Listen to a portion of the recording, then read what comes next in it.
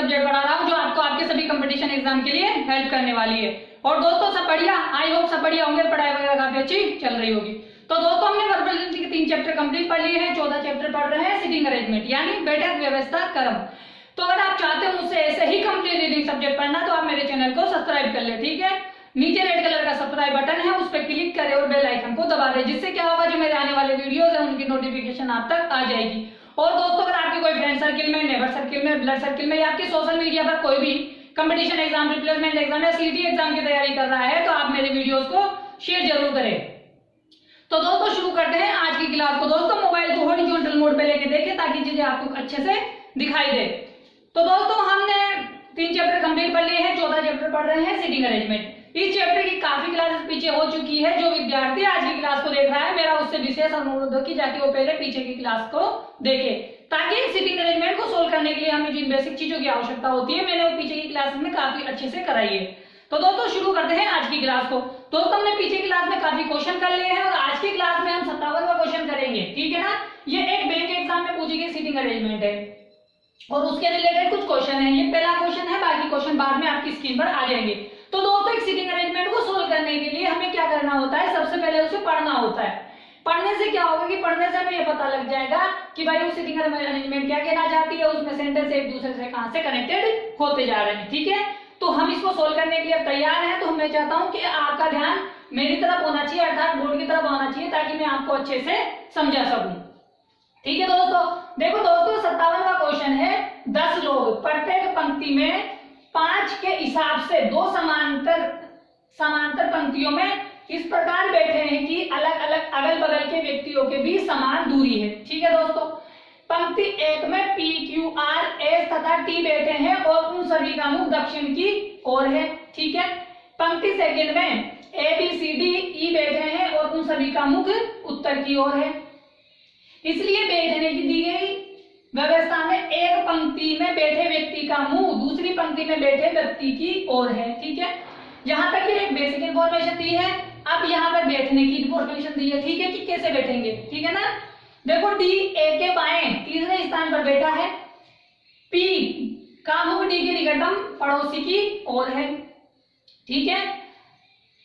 R P के दाएं दूसरे स्थान पर बैठा है, Q एवं S के बीच केवल एक व्यक्ति बैठा है, B एवं E एक दूसरे के निकटतम पड़ोसी है, E का मुख P और Q की ओर नहीं है, ठीक है। दोस्तों हमने क्या किया, सिटिंग अरेंजमेंट को पढ़ा। पढ़ने से हमें क्या पता लगा कि भाई 10 लोग हैं, प्रत्येक पंक्ति में 5-5 के हिसाब से 2 समांतर पंक्तियों में बैठे हैं। कौन कौन बैठे हैं, देखो फर्स्ट पंक्ति है तो फर्स्ट पंक्ति में कौन कौन बैठा है, देखो फर्स्ट पंक्ति में कौन कौन बैठा है। फर्स्ट पंक्ति में P, Q, R, S, T और उन सभी का मुख किधर है, दक्षिण की तरफ है, यानी इन सभी का मुख कहां है, दक्षिण की तरफ है। और पंक्ति 2 में कौन बैठा है, A, B, ठीक है, C, D, E और इन सभी का मुख कहां है, उत्तर की ओर है। तो सबसे पहले दोस्तों हमें यह समझना जरूरी है कि भाई जो पंक्ति 1 है उसमें कौन कौन है, P, Q, R, S, T है, उन सभी का मुख दक्षिण की तरफ है। और सेकंड पंक्ति है जिसमें A, B, C, D, E बैठे हैं जिनका मुख उत्तर की तरफ है। यहां तक दोस्तों आपको बातें समझ में आ गई होगी। अब देखो अब क्या बोल रहा है कि इस बैठने की व्यवस्था में पंक्ति में बैठे एक व्यक्ति का मुख दूसरी पंक्ति में बैठे व्यक्ति की ओर है, मतलब एक दूसरे के सामने बैठे हैं, ठीक है ना। अब क्या बोल रहा है कि D A के बाएं तीसरे स्थान पर बैठा है, ठीक है दोस्तों। अब दोस्तों देखो हमें क्या करना है, एक दूसरी लाइनों को हमें देखना है कि सिटिंग अरेंजमेंट को सोल्व करने के लिए हमारे पास कौन सी लाइनें कनेक्टेड है। देखो दोस्तों हमारे पास यहाँ D की बात हो रही है, A की बात हो रही है। जब हमने आगे वाली लाइन पढ़ी तो वहां पे P की और D की बात हो रही है, यानी यहाँ से क्या है D और यहाँ से D कनेक्टेड मिला। फिर जब हम आगे बढ़े तो R और P कनेक्टेड मिला। फिर जब उससे आगे बढ़े तो हमें कौन मिला, S और Q मिला, जो कनेक्टेड था इसे छोड़ देंगे। फिर आगे हमें E और B और E मिले, जो भी कनेक्टेड नहीं थे तो इन्हें भी छोड़ देंगे। लेकिन आगे जब आखिरी देखते हैं लाइन तो उसमें P और Q कनेक्टेड थे, तो यहाँ से हमें पता लगा कि हम पहली लाइन से सिटिंग अरेंजमेंट को सोल्व करें तो शायद हमारी सीटिंग अरेंजमेंट सोल्व हो सकती है। तो अब हमें क्या करना है, सबसे पहले पहली लाइन से ही शुरुआत करनी है। दोस्तों 90% सीटिंग अरेंजमेंट तो पहली लाइन से ही कनेक्टेड मिल जाती है, मगर 10% ऐसा होता है कि लाइन पहली लाइन से कनेक्टेड ना होके आगे एक दो लाइन से कनेक्टेड हो सकती है। तो दोस्तों शुरू करते हैं इस सीटिंग अरेंजमेंट को सोल्व करना। देखो दोस्तों इसमें बोल रहा है कि डी ए के बाएं तीसरे स्थान पर है। देखो दोस्तों मैंने हमेशा आपको बताया है कि जब दो व्यक्ति एक साथ आ जाएं तो सबसे पहले हमें सेकंड व्यक्ति को बिठाना है। सेकंड व्यक्ति कौन है हमारे पास, ए। तो ए कहां बैठा है, देखो ए बैठा है सेकंड पंक्ति में, यानी उत्तर की ओर मुख करके।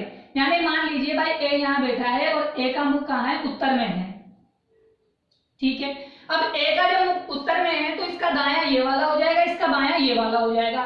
तो क्या बोल रहा है, ए के बाएं चलना है, तो ए का बायां इधर चलना है। जब ए के बाएं इधर चलेंगे तो कितने स्थान पर, तीसरे स्थान पर डी बैठा है। तो देखो दोस्तों एक स्थान हो गया, दो स्थान हो गया और ये तीसरा स्थान हो गया। तो इस स्थान पर कौन बैठा है, डी बैठा है। अब दोस्तों देखो चार लोग बैठ गए, तो चार लोग इनके सामने बैठेंगे क्योंकि सामने बैठे हुए हैं एक दूसरे के मुंह करके, ठीक है। तो ये चार व्यक्ति वो है जिनका मुंह इनकी तरफ है और ए के बाएं जो तीसरे स्थान पर कौन है, डी है। तो यानी हमारे पास यहाँ से 8 लोग निकल के आ गए। अब देखो यहाँ तक आपको चीजें समझ में आ गई होगी दोस्तों। अब आगे चलते हैं, आगे क्या कह रहा है कि पी का मुख डी के निकटतम पड़ोसी की ओर है, यानी डी पी का मुख डी के निकटतम पड़ोसी की ओर है, ठीक है ना। अब देखो डी का निकटतम पड़ोसी कौन है, ये है, ठीक है। डी का निकटतम पड़ोसी ये है, तो यानी इस व्यक्ति की ओर किसका मुख है, पी का मुख है। तो यानी पी अगर यहाँ बैठ जाए तो पी का मुख डी के निकटतम पड़ोसी की ओर हो सकता है। लेकिन क्या दोस्तों ऐसा ही हो सकता है क्या, ऐसा नहीं हो सकता कि भाई इधर वो पी बैठ जाए, है। लेकिन उसके आगे एक लाइन कही गई है कि आर पी के दाएं दूसरे स्थान पर बैठा है, आर पी के दाएं दूसरे स्थान पर बैठा है। अब देखो पी यहाँ बैठा है, ठीक है। अब पी का दायां कौन सा होगा, इधर वाला होगा, ठीक है। अगर पी का दायां इधर वाला है तो पी के दाएं दूसरे स्थान पर कहां बैठेगा, आर यहां बैठेगा, ठीक है। तो यहां से क्या हुआ, हमारे पास क्या है 5 और 5 10 व्यक्ति निकल के आए। कैसे कि भाई 2 2 4 2 6 2 8 2 10। क्यों, क्योंकि पी का मुख दक्षिण की तरफ है। जब इनका मुख दक्षिण की तरफ होगा तो इसका दायां ये वाला होगा। तो पी के दायां कौन सा, दूसरे स्थान पर कौन बैठा हुआ है, आर बैठा हुआ है। दोस्तों यहां तक आपको चीजें समझ में आ गई होगी कि ए के बाएं तीसरे स्थान पर डी है, पी का मुख डी के निकटतम पड़ोसी की ओर है और पी के दाएं दूसरे स्थान पर आर बैठा है, ठीक है। अब दोस्तों देखो आगे क्या बोल रहा है, उस चीज को देखने की कोशिश करते हैं। एस और क्यू के बीच में केवल एक व्यक्ति बैठा है। देखो दोस्तों हमारे पास ए और एस और क्यू नहीं है, तो हम इस चीज को छोड़ देंगे, ठीक है, होल्ड रखेंगे, आगे चलते हैं। अब बोल रहा है कि बी और ई एक दूसरे के निकटतम पड़ोसी है। देखो दोस्तों बी और ई एक दूसरे के निकटतम पड़ोसी है और वो कहाँ बैठे हुए हैं, नीचे की तरफ बैठे हुए हैं। यानी जहां पर 2 जगह खाली होगी वहां कौन बैठेगा, बी और ई बैठेगा। देखो दोस्तों यहाँ एक जगह खाली है, यहाँ 2 जगह खाली है। हमें नहीं पता कि यहाँ बी बैठेगा या ई बैठेगा, यहाँ बी बैठेगा या ई बैठेगा। लेकिन आगे वाली लाइन बोल रहा है कि ई का मुख पी और क्यू की तरफ नहीं होना चाहिए। मान लीजिए यहाँ तो पी बैठा हुआ है तो पी की तरफ तो ई का मुख होगा नहीं। जब पी का मुख ई की तरफ नहीं हो सकता तो इधर तो हो सकता है, उसके बगल में कोई बैठा हो जिसकी तरफ। और जब इसकी तरफ है तो यहाँ पे भी क्यों नहीं आ सकता भाई, यहाँ पे क्यों नहीं आ सकता, ठीक है ना। क्यों, क्योंकि उसने कहा है कि ई का मुख पी और क्यू की तरफ नहीं होना चाहिए। तो क्यू कहाँ आ सकता है, क्यू यहाँ आ सकता है, यहाँ आ सकता है। अब देखो दोस्तों अगर मान लो क्यू को यहाँ रखूंगे, वहां पे बोला था Q और S के बीच एक व्यक्ति बैठा है। देखो दोस्तों Q और S को मैं एक व्यक्ति बिठाऊं तो क्या मैं Q को यहाँ बिठा सकता हूँ, क्या देखते हैं। Q और S के बीच एक व्यक्ति होना चाहिए। देखो दोस्तों इधर तो जगह खाली नहीं है, अब मैं इधर चलूं तो एक व्यक्ति जब मैं यहाँ बिठाता हूँ तो S यहाँ आना चाहिए। लेकिन क्या S यहाँ आ सकता है क्या, क्यों, क्योंकि यहाँ पे तो ऑलरेडी हमारे पास P बैठा हुआ है, तो S यहाँ नहीं आ सकता। लेकिन S यहाँ नहीं आ सकता तो Q यहाँ नहीं आ सकता। भाई यहाँ नहीं आ सकता तो फिर बची हुई जगह कौन सी है, यहाँ है, तो Q यहाँ आ सकता है। जब Q यहाँ आ सकता है तो S और Q के बीच एक व्यक्ति हो सकता है। तो देखो इधर जगह नहीं है तो इधर चलते हैं, तो S और Q के बीच में P हो सकता है, एक व्यक्ति हो सकता है, ठीक है। यहाँ तक चीजें आपको क्लियर हो गई होगी, बस हो गया सोल्व। अब देखो ऊपर बचा हुआ कौन है, P Q R S T, बचा हुआ व्यक्ति स्थान किसका होगा, T का होगा। नीचे उसी प्रकार बचा हुआ स्थान किसका होगा, जो नहीं आया है, C का। तो आए हो दोस्तों आपको ये सीटिंग अरेंजमेंट काफी अच्छे से समझ में आ गई होगी। छोटे छोटी सी थी पर एग्जाम में पूछी गई है, बात काफी इंपॉर्टेंट है। अब इसके रिलेटेड कुछ क्वेश्चन है जिनका हमें आंसर देना है, ठीक है। आई होप दोस्तों आपको ये समझ में आ गई होगी। अब देखो क्या कह रहा है कि क्यू व टी के बीच में कितने व्यक्ति बैठे हैं। बताइए दोस्तों, टी यहाँ बैठा है, क्यू यहाँ बैठा है, इनके बीच में कितने व्यक्ति बैठे हैं? 2, पी और एस। 2 वाला ऑप्शन कौन सा है हमारा? थर्ड वाला है। आयो दोस्तों समझ में आ गया होगा कि इसका आंसर क्या होगा? 2 होगा। समझ में आ गया है? आप इसका स्क्रीनशॉट ले लो, फिर अपन आगे वाला क्वेश्चन करते हैं जो एग्जाम में पूछा गया है, ठीक है दोस्तों। अब इसका स्क्रीनशॉट ले लो, फिर अपन आगे बढ़ते हैं, ठीक है। आप स्क्रीनशॉट ले लो।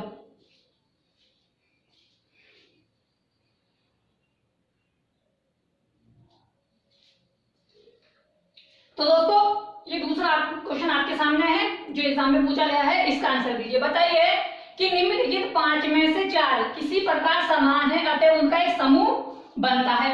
वह कौन सा एक है जो इस समूह में नहीं आता है? बताइए दोस्तों, 4 के 5 ऑप्शन दिए हैं जिनमें से 4 एक समान है, हमें उसका पता लगाना है जो असमान है। यानी 4 समान है और एक भिन्न है, तो हमें भिन्न का पता लगाना है जो शामिल नहीं हो सकता।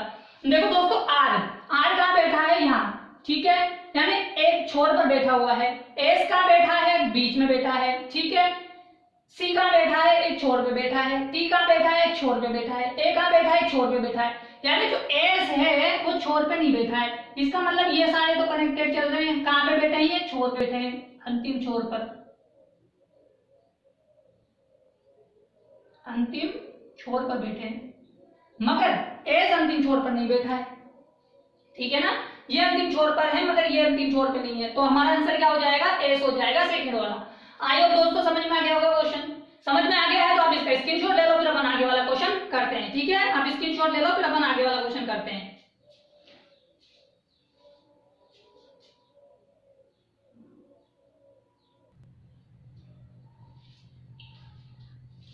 तो दोस्तों तीसरा क्वेश्चन आपके सामने है, इसका आंसर दीजिए। बताइए कि निम्नलिखित में से कौन व्यक्तियों के ठीक बीच में बैठे व्यक्तियों को निरूपित करता है? हमें ये बताना है कि ठीक बीच में कौन बैठा है। देखो 10 व्यक्ति है, 2 व्यक्ति इधर के, 2 व्यक्ति इधर के, तो बीच में देखो कौन बैठा हुआ है। हमें ये बताना है कि बीच में कौन बैठा हुआ है। बीच में पी और बी बैठा हुआ है, तो पी और बी कौन सा ऑप्शन है हमारा? अंतिम वाला, ठीक है दोस्तों। आइए अब समझ में आ गया होगा कि हमारा आंसर कौन सा होगा?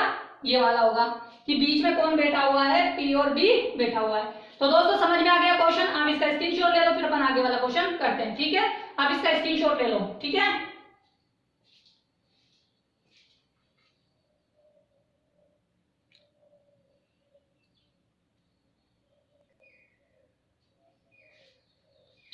तो दोस्तों चौथा क्वेश्चन आपके सामने है स्क्रीन पर, इस पजल से रिलेटेड जो एग्जाम में पूछा गया है, इसका आंसर दीजिए। बताइए कि बी के संबंध में निम्नलिखित में से कौन सा सत्य है? बताइए कौन सा सही है। भाई ए व सी बी के निकटतम पड़ोसी है। देखो दोस्तों बी यहाँ बैठा है, तो ए और सी बी के निकटतम पड़ोसी है कि नहीं? देखो ए यहाँ बैठा हुआ है, सी यहाँ बैठा हुआ है, यहाँ पर बैठते इसके पड़ोसी कौन कौन है? ई और डी है, ठीक है। बी पंक्ति के किसी छोर पे बैठा है कि नहीं? बीच में बैठा हुआ है। क्यू का मुख बी की ओर है क्या? देखो क्यू का मुख किसकी ओर है? डी की ओर है। बी का मुख जिस व्यक्ति की ओर है, देखो बी का मुख किसकी ओर है? पी की ओर है। टी का निकटतम पड़ोसी है क्या? टी का निकटतम पड़ोसी एस है, पी नहीं है, ठीक है। बी के एकदम बाएं, देखो बी का मुख इधर है, बी के एकदम बाएं यानी इधर कौन बैठा है? डी बैठा है। क्या बी के एकदम बाएं डी बैठा है? बिल्कुल। बी के एकदम बाएं कौन बैठा हुआ है? डी बैठा हुआ है। तो ये हमारा गलत था, ये भी हमारा गलत था, ये भी हमारा गलत हो गया था, ये भी हमारा गलत हो गया था, ठीक है ना। आए और दोस्तों समझ में आ गया हो कि 5 वाला क्यों आंसर हुआ है, ठीक है। समझ में आ गया तो आप इसका स्क्रीनशॉट ले लो, फिर अपन आगे वाला क्वेश्चन करते हैं, ठीक है दोस्तों। आप इसका स्क्रीनशॉट ले लो, ठीक है, स्क्रीनशॉट ले लो।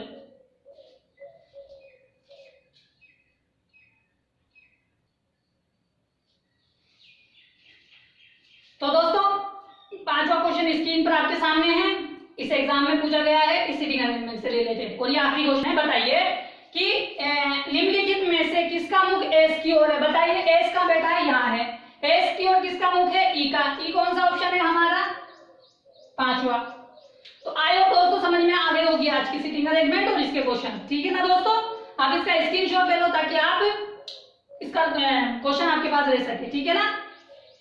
तो आई होप दोस्तों आज के सीटिंग अरेंजमेंट और इससे रिलेटेड क्वेश्चन आपको काफी अच्छे से समझ में आ गए होंगे।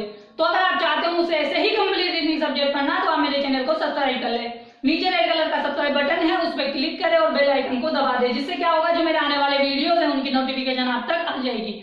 और दोस्तों, अगर आपकी कोई फ्रेंड सर्किल में, नेबर सर्किल में, ब्लड सर्किल में या आपके सोशल मीडिया पर कोई भी कंपटीशन एग्जाम, रिप्लेसमेंट एग्जाम या सीईटी एग्जाम की तैयारी कर रहा है तो आप हमारे वीडियोस को शेयर करें। ठीक है दोस्तों। तो दोस्तों, आज की क्लास में हमने 57वां क्वेश्चन डिस्कस किया है। कल की क्लास में 58वां क्वेश्चन डिस्कस करेंगे, यानी सिटिंग अरेंजमेंट के हम बहुत अच्छे क्वेश्चन सारे कर देंगे, ताकि एग्जाम में हमें कोई समस्या नहीं आए, कोई सा भी एग्जाम हो जिसमें सिटिंग अरेंजमेंट आती हो। ठीक है दोस्तों, कल मिलते हैं आगे के क्वेश्चन के लिए। तब तक के लिए टाटा, बाय बाय, सत श्री अकाल। ठीक है दोस्तों।